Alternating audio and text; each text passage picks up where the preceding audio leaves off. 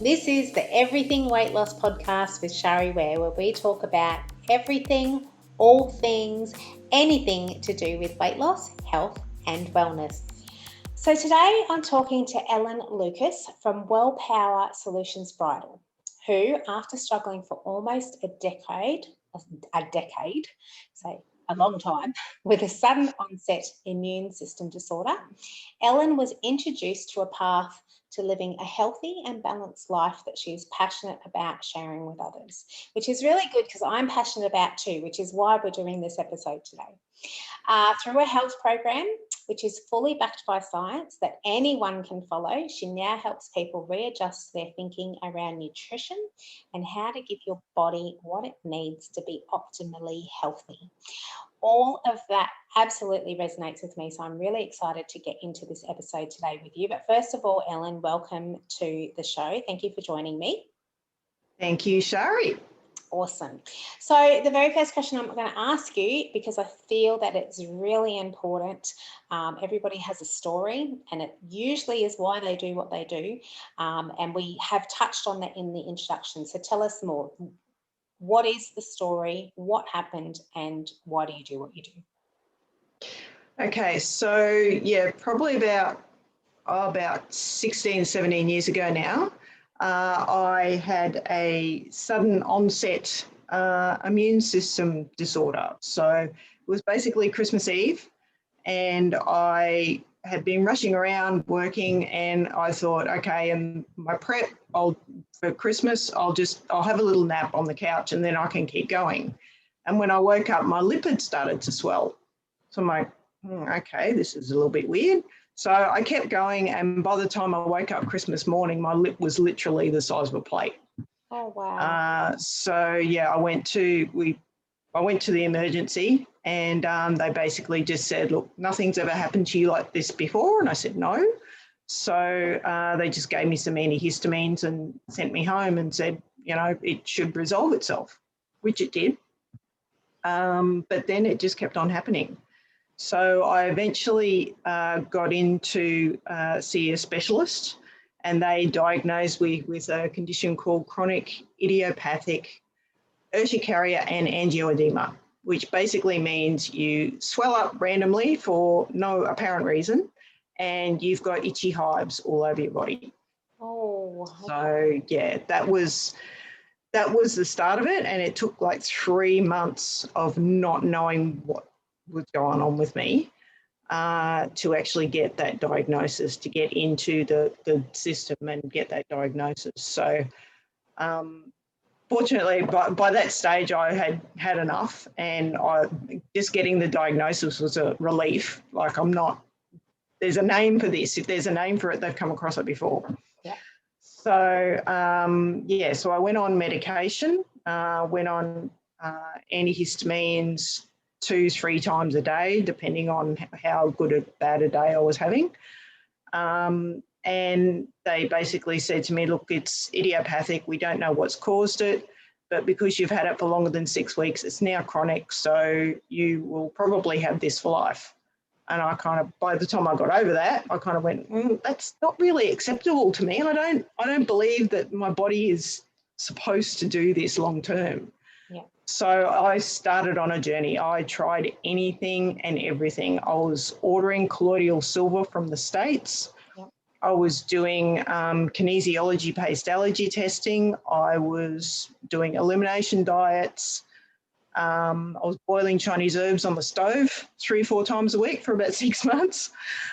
Stunk the place out, but it had everything I tried had a limited effect. It did something, at least initially, but then the condition, it would come back. It would kind of do a bit of a bounce, was how I used to describe it. So because of this, I couldn't work full time anymore. If your eye is completely swollen shut, you can't drive to work. Yeah. My feet had swelled, so I wouldn't be able to walk properly.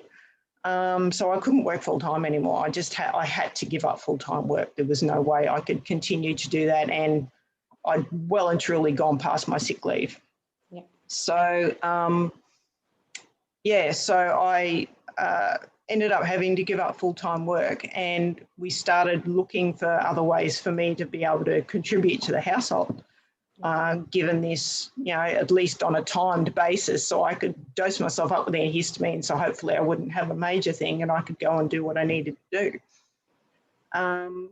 So yeah, on that journey, we did a whole heap of things, and we actually met a couple of people through a property course that we did. And they introduced me to this program. They basically said, look, you're having all these problems with your health. We've got this health program that we know about. How about you come along and have a bit of a listen? And I thought, okay, I've tried everything else. I've literally tried everything else. Why not just give this a go and have a listen? So I went along and everything absolutely made sense. It was all based around real food. There wasn't any tricks or take this, load up on this specific vitamin or anything specific like that. It was all general health related. And I thought, well, if that's something that I can control, and it's something that's not going to cost me a fortune because it was costing me a fortune for consultations and treatments and all this sort of thing. I thought, okay, well, if this has got something to do with it, I can do it myself, and yeah, hopefully get a result out of it. So I made a promise to myself when I started all this testing things that I would give everything at least 5 to 6 months to allow it to work and see if there was going to be an effect. So after about 5 months, I actually noticed that I hadn't had a major flare-up for about a week, and I was having 2, 3, 4 major flare-ups a week. So I thought, maybe there's something in this. Maybe there's something that is going on in my body that is actually correcting itself. So I kept going down the path. I kept doing what they said I should be doing. And it probably took about 2 years. But after that point, I was symptom-free. I could go off all medications. I don't even take antihistamines anymore. And unless I let myself get too run down, I'm completely symptom-free. So. Wow. Okay. So what a journey, first of all, I'm just going to say. And a couple of things came up when you were talking about that. First of all, I think it's awesome that you gave yourself 5 to 6 months to try any given thing to see if you would get an outcome, because so often people do try things but not for long enough, and because sometimes the results are so gradual that you don't notice. So 5 to 6 months is awesome. So that's great. I want to ask you, out of all of this, I feel like there's actually going to be a lot of superpowers that came out of that story. That was there's a lot that you had to deal with over such a long period of time, and it totally affected your whole life. I mean, you couldn't even work full time. That's a massive thing. So if I was to ask you if you had a superpower, what would that be? I would say out of all of this, other than stubbornness, which I'm not sure is a superpower, but I would say persistence. Some things just didn't work. Some things made it worse, but I knew intrinsically that my body should not be doing this, and it's come out seemingly it had come out of the blue. Something has changed. I need to find out how to fix this. Just persistence with trying to find the right answer. And that's the other thing that came up for me when you were telling the story as well, was that you were given a diagnosis and a prognosis by doctors, specialists, whoever gave you that, and you didn't accept that as gospel. You thought, or obviously you had a feeling within yourself that there was a way, you just had to find it. Would that be right? Yeah, Yeah, well, as much as I have the greatest respect for doctors, you know, when you're sick, you need to go and see a doctor. There's no question about that whatsoever. But for your own internal health, I think everyone's got a part to play. Everyone can take their own responsibility for their own internal health. And I knew up until that point, I'd been relatively healthy, you know. So I thought something along the line has changed, something's broken, something, whatever. Yeah. I need to find out how to fix this, because it just wasn't a way that I could live long term. Yeah. I didn't see any visible possibility that I could live that way long term. So. And you found a way, and now your symptom, you know, basically you don't have those issues. It's when you let yourself get too run down, and that really just your body saying, hey. Yeah. Hello, stop what you're doing. Remember all those years? That's right. You don't want that again. So that's actually a good thing. And the thing is, you can obviously you can hear when your body's talking to you now, which is really valuable thing. So I'm going to ask you then, when it comes to people's health and wellness, what do you think are the things that they do the most that don't help? Okay, I think, so firstly, people take their health for granted until it's taken away. So, just understanding that is a daily action, that you need to look after yourself. You are the only one that is going to live in your body, and your body is the only one you're ever going to have.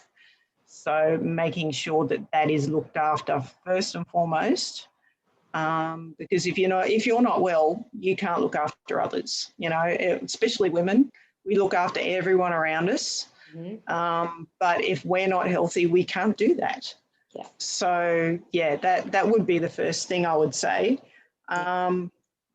especially for like weight loss and things like that. Like, I mean, obviously being overweight is a fairly obvious sign of being unhealthy.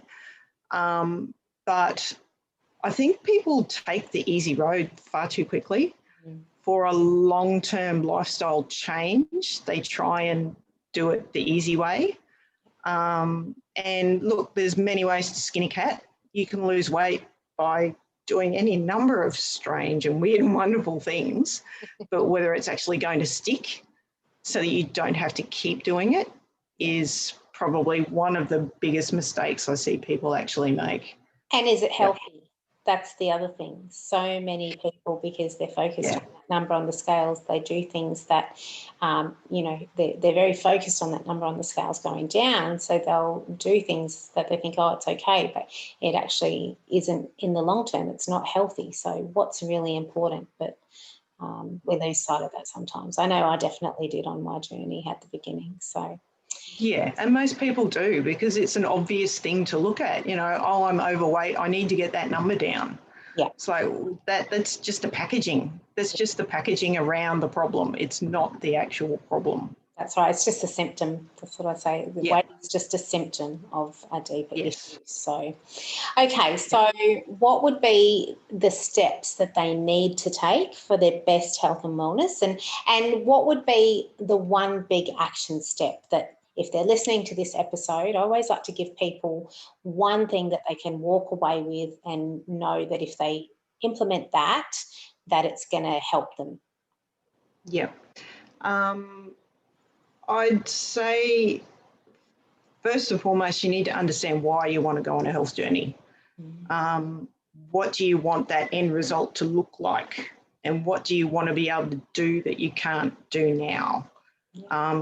I always find, as much as you don't like to make people cry, I find if I'm sitting having an initial conversation with someone, if they start to get a little bit emotional about it, I know I've got close to their actual why that's going to help them to make long-term change. So I think that's a big thing. Deciding once that this is the journey that you're on, and don't negotiate it every single time you put something in your mouth. this is the journey I'm on. Say our program is a 6-week program. So decide for 6 weeks, just decide the once that you're going to do what you need to do and don't negotiate it. Set yourself up so that you can actually succeed in doing things properly. Yeah. And I guess one thing that people can probably do that will help them the most is stop counting calories. That's my bugbear. Yeah. It is my biggest bugbear. People that count calories, and even when people say, oh no, we don't count calories, but then they refer to everything in calories. It's like, and you're not counting calories? Because I mean, it was explained to me, like, I mean, obviously I've never had a weight journey. So that whole dynamic is a little bit foreign to me. I've understood it a little bit more since I've been coaching people through that sort of thing. Yeah. But the whole idea of consuming fewer calories than you're burning off, how do you know how much you're burning? Yeah. And how is a calorie from a Chupa Chup the same as a calorie from a piece of broccoli? It's not. It's absolutely not. Because they do different things. So calories are just a measurement that I wish people would stop using. And if anyone is going through a health program that is focused on calories, run for the hills. Because it's not, I mean, unless there's other things behind it. But I mean, calories are just, it's not a useful measurement at all. Yeah. That's one of my biggest bugbears as well. And there's a few issues, but one of the biggest things I find is that people don't know. All people know is what they've been told. And there's so many, for so many years now, there's so many people that just keep giving that message. It's us, and I'm going to say it, and this is exactly how I feel about it. It's a simple mathematical equation: calories in versus calories out. Well, no, it's not. It's not that simple at all. No. There's so much more that goes into it. The human body is so much more complex than that. And there's hormones, and there's stress, and there's all these things, and it's not to make it more complicated. I'm not trying to make things more complicated. And I know that so many people are told these things and they believe it because that's what they've been told. And so when they do when they do everything that they're told to do and then it doesn't work, it might work short term, but it doesn't work long term, then they feel like they did it wrong. And it's not at all. So that's awesome. Thank you. I love that you brought that up because that is a big one. So tell us more about how you actually work with people. Tell us more about the program. What do people need to know? Okay, so what we do is we work through a 6-week cycle. So this program was created by bariatric surgeons. It was designed for people to use it after bariatric surgery. So just to maintain those stomach stapling, stomach band, all those sort of results. Because if you're not eating properly, even after surgery, you can still stuff it up and still maintain, your weight.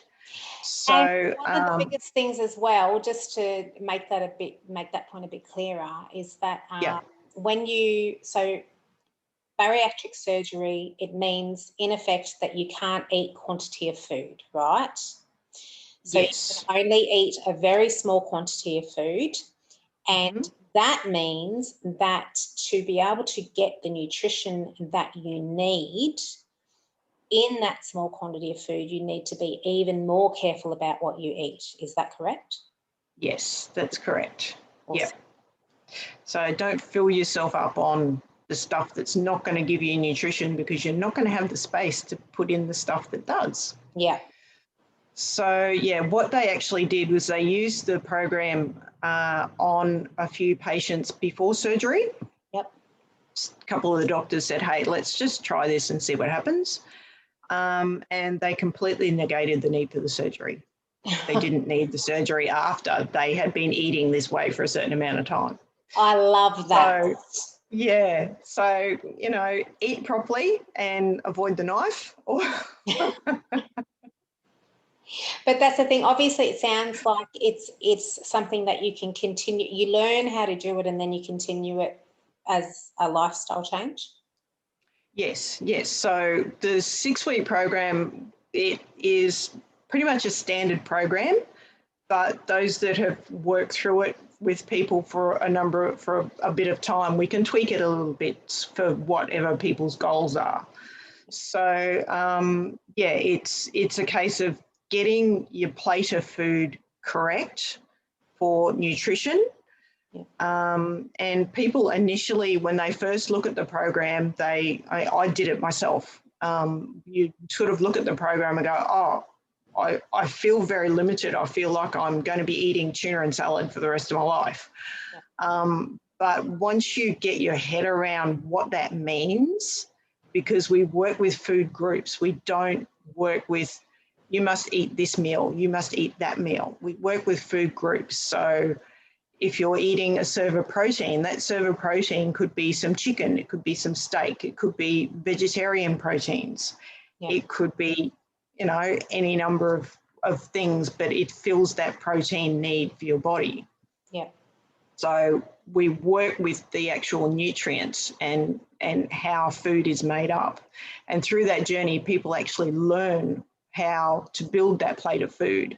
So initially people are weighing things and getting their quantities right and all that sort of thing, just so that you're not overeating at the same time. That can still cause problems. Even if you're overeating the right thing, you can still be overweight.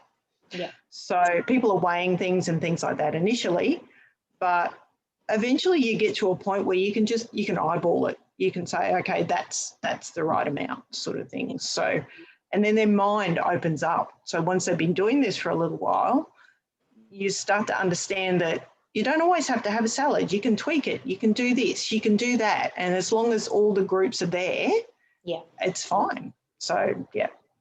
So you can build it the way you get to the point where you can build it the way you want, because let's face it, not everybody likes the same thing.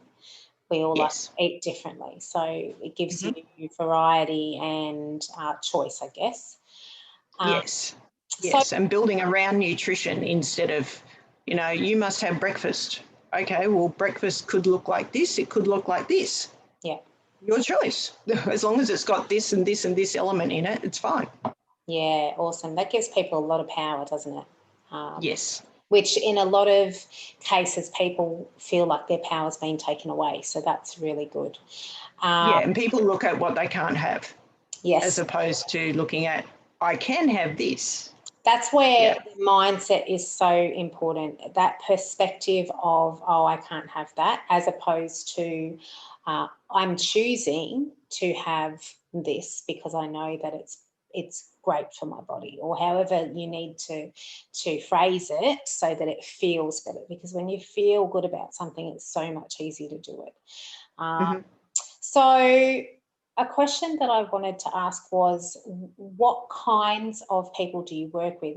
Like when they come to you, what kinds of issues do they have, and what does this help them with? Okay, for the most part, it is generally women that come to me. I have worked individually with a few men, but it's generally women because we're more aware of our body image and whether we're feeling unhealthy or not. So, and the main result, obviously, most people, not everyone, but most people want to lose weight. As a part of that, some people, they just want their energy back. Like when I work with business owners and things like that, they're generally wanting to avoid the downtime that sickness brings in their business, because if they're sick in their business, they can't work in their business, then it's not like a job where you get sick leave. So you want to avoid that as much as possible. Well, so that saying, doesn't it? If you haven't got time to look after your health, then you better make time to be sick. Or I can't remember the exact way that they Yep. say it, but it's very true. Either way, you're going to have to find the time for it. So you may as well, it's like choose your hard. Which one's harder? Yeah. Do you want hard now or hard later? Yeah, yeah, absolutely. Yeah. So if there was, well, first of all, I will just say to everybody who's watching, if you want to find out more about the program, more about working with Ellen, then I will be putting all her links to contact her further in the show notes. Is there anything else that you feel is really important to tell us about the program, Ellen? Well, it's based around whole food. Yeah. So it's not just about food, but that's the biggest education that people need is around how to get those long-term results and make those long-term changes. But we do appropriate exercise. So for most people, it's just walking, especially if you're wanting to lose weight. You can go and flog yourself at the gym if you really like. Might take a little bit of a change to the program, but if you want to do that, you can. We do, yeah, you don't have to, really. And we do mindset work as well, and just to keep people in that bubble when you're trying to make a change and everyone around you is eating cake and all that sort of thing, and you're just like, oh, I really want that cake. Oh, that looks so good. It's like, well, okay, put an audio on and listen to it and remember why you're actually doing this.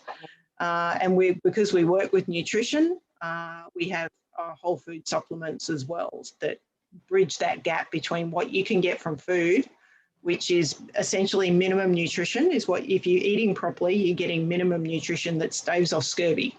Yeah. And things like that. So we have a whole food supplement range that bridges that gap between that level of nutrition and what your body actually is looking for. So, yep. Yeah, awesome. Okay, so then if somebody's watching this or listening to this, what's the one big thing that you want them to walk away knowing? One big thing, I guess, is that a healthy life is accessible to everyone. You just have to choose it. And to choose that, you need to understand why you want that. If you don't understand why you want that, any little thing is going to knock you off the rails. And not that knocking you off the rails is a bad thing. It kind of helps you to focus in on that why as well. And it's not the be all and end all if you have a chocolate bar while you're on a health program, if you're doing it right. Because there are ways and means to actually deal with that and get back up on the horse and just keep going. Yeah, awesome. I have a saying, because one thing that I definitely learned from my own journey is that our why is so important. And when we have what I call massive why power, we don't need willpower. Everything is so much easier. So one of the sayings that I have is, if your why doesn't make you cry, it's not strong enough. You need to get to the point where it does. So that's awesome. Definitely very important. So thank you so much for joining me today, Ellen. It's been lovely to have you here. Thank you, Shari, for having me on. It's been fun. Right, and we'll see everybody else on the next episode. See ya. Bye. Thank you so much for joining me on this episode. Remember to check out the show notes, and if you have any comments, feedback or suggestions, I'd love to hear them. If you've received value from this podcast, make sure to subscribe, and I'd love you to rate and review the show. Have a fabulous day.